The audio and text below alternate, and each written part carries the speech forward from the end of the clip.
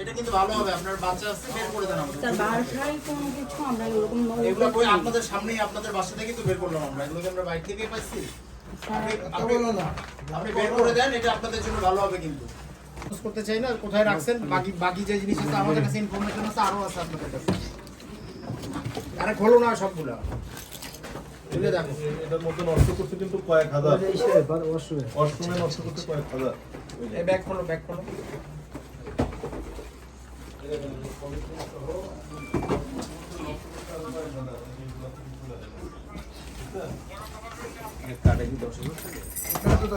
এটা কি গাড়ির চাবি নাকি? এটা কিসের চাবি? প্রাইভেট কার আছে? প্রাইভেট কারটা কই? না এখন বাসায় নেই। বাসায় নাই? প্রাইভেট কার আছে না নামানোর কিছু নাই, নামান লাগবে না। পুলিশ দেখতে তো আপনি দেখেন, আপনার মূল্যবান কোনো কিছু থাকলে সেটা আপনি আপনার কাছে নেন। দেখাই আপনার টাকা পয়সার শূন্য লোকের রেগুলার থাকলে আপনার এবাদতে রাখেন। জামাই তো দিতে হবে। একটা কলেজ আছে আর দুটো মহিলা, তিনটা রেস্ট, তিনটা সাথে বড় এই ব্যাগটা দেখছো, এই ব্যাগটা দেখছো? ঘরের ভিতরে ছিল আর একটা হাত দিয়ে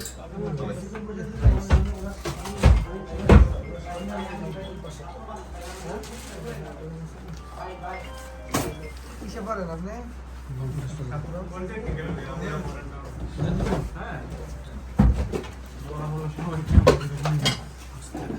এই ভালো করে খোঁজো, এটা ভালো করে খোঁজো। এই ইয়া ইয়েডা ভালো করে হিরেন টিরেন দেখেন না।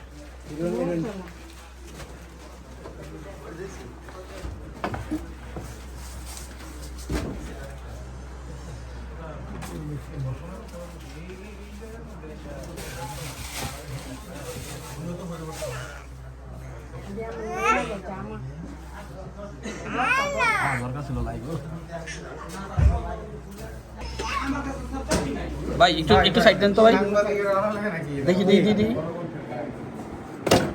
সাংবাদিক যে কোনো কিছু আগে ছিল কিনা তাও আমি জানি না। হ্যাঁ মেহেদি একটা আপনি বলেন।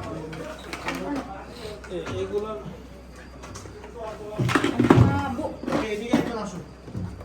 এই আমার পুলিশ ওনারাই মালিক,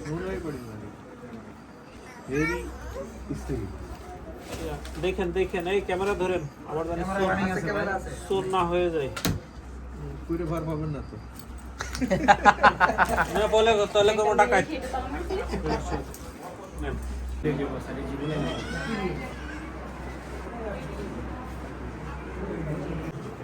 খালি পাসপোর্ট 5টা নিজের নাম নিজের শোনায় একজনের নাম বই চুয়ার এখন খোলা সেটা দেখি আছে ভাইয়া, এই যে বিভিন্ন ব্যাংকের চেক, এই যে দেখেন এগুলো আইএফআইসি ব্যাংক।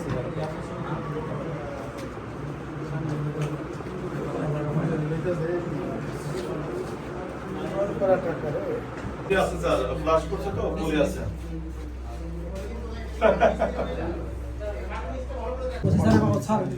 ঠিক আছে ভাই আপনি একটু দিয়ে চাপে যান। না ফ্যান থাকলে এটা সবাই নাম্বার শুনতে তো না।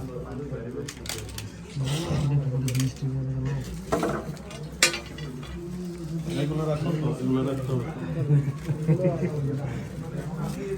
একটা কাটলেই তো হবে, দুটি কাটা থাকে না। দুইটা কাটার দোকানে একটার মধ্যে কয়টা থাকে হিসাব করে? 1 2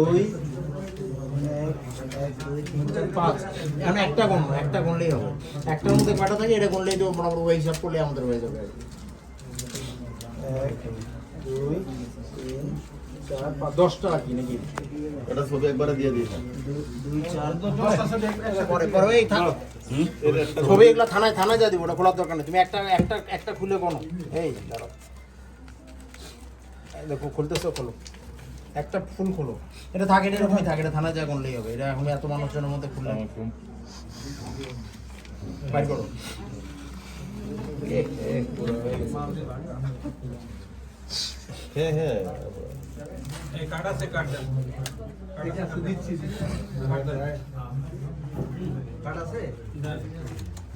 শুনেন 32টা 5টা করে দিন না হুম। একটু বাবা 100 করে থাকে নাকি দেখা যাবে।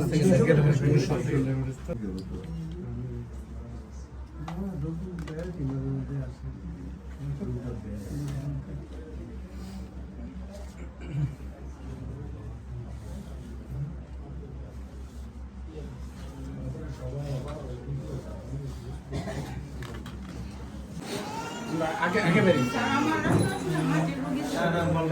আপনি আর কোনো কথাই বলেন না আপনি যে নির্বাচনের পর থেকে আমাদের পর্যায়ে আসনের মাননীয় সংসদ সদস্যের নেতৃত্বেই বলা যায় ওনার নেতৃত্ব এবং দিক নির্দেশনা এবং আমাদের মাননীয় পুলিশ সুপার মহোদয়ের প্রত্যক্ষ তত্ত্বাবধানে আমরা পুরো রূপগঞ্জ এলাকায় মাদক বিরোধী অভিযান বিভিন্ন দিন বিভিন্ন জায়গায় পরিচালনা করছি। এরই ধারাবাহিকতায় আজকে আমাদের কাছে একটা গোপন সূত্রে খবর আসে জাহিদ হাসান জনি নামে একজন মাদক ব্যবসায়ী, ওর বাসা হচ্ছে আমরা যেখানে ওর বাসায় এখন আমরা দাঁড়িয়ে আছি রূপগঞ্জ থানার কায়েতপাড়া ইউনিয়নের অন্তর্গত পশ্চিমগাঁও গ্রামে। তার বাসায় ইয়াবা সহ বিপুল পরিমাণ মাদক দ্রব্য নিয়ে তার বাসায় আছে এই মর্মে আমরা খবর পাই। এই খবর পাওয়ার সাথে সাথে রূপগঞ্জ থানার অফিসার ইনচার্জ জনাব এইচ.এম. সালাউদ্দিন সহ আমি সহ আমাদের নেতৃত্বে একটা টিম দ্রুত আমরা ঘটনাস্থলে আসি এবং পুরো ঘটনাস্থলটা কর্ডন করে, আপনারাও ছিলেন আমাদের সাথে, আপনারাও দেখেছেন ওর বাসা থেকে আমরা প্রায় বলা যায় বেশ ভালো সংখ্যক, প্রকৃত পরিমাণটা আমরা এখনো হিসাব করতে পারিনি, বেশ ভালো সংখ্যক ইয়াবা আমরা এখান থেকে উদ্ধার করতে সমর্থ হয়েছি। আর সে আমাদেরকে কি পরিমাণ অসহযোগিতা করেছে আপনারাও দেখেছেন। বিপুল পরিমাণ মাদকদ্রব্য সে বাথরুমে ফ্লাশ করে, বা যেহেতু গেটটা খুলতে কিছুটা সময় লেগেছে, আমরা আসলে প্রথমে অতিরিক্ত বল প্রয়োগ করতে চাইনি। বিপুল পরিমাণ মাদকদ্রব্য সে বাথরুমে ফেলে নষ্ট করেছে এবং আমরা হাতে নাতে একজন মাদক ব্যবসায়ীকে এবং তার যে রুম থেকে আমরা, তার মার রুম থেকে আমরা মাদকটা পেয়েছি, তাকেও আমরা আটক করতে সক্ষম হয়েছি।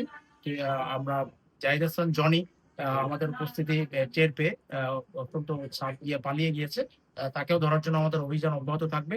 শুধু এটাই না, রূপগঞ্জে যে যেখানেই মাদক ব্যবসায় জড়িত থাকুক না কেন, আমাদের এই নিয়মিত অভিযানে আমরা এবার যারা মাদকের গডফাদার আমরা আসলে তাদের বিরুদ্ধে আমাদের এই অভিযান নতুন করে শুরু হয়েছে এবং সবার প্রতি আমরা হুঁশিয়ারি উচ্চারণ করছি যে মাদক ব্যবসার সাথে জড়িত কাউকে আমরা ছাড় দেব না। ধন্যবাদ।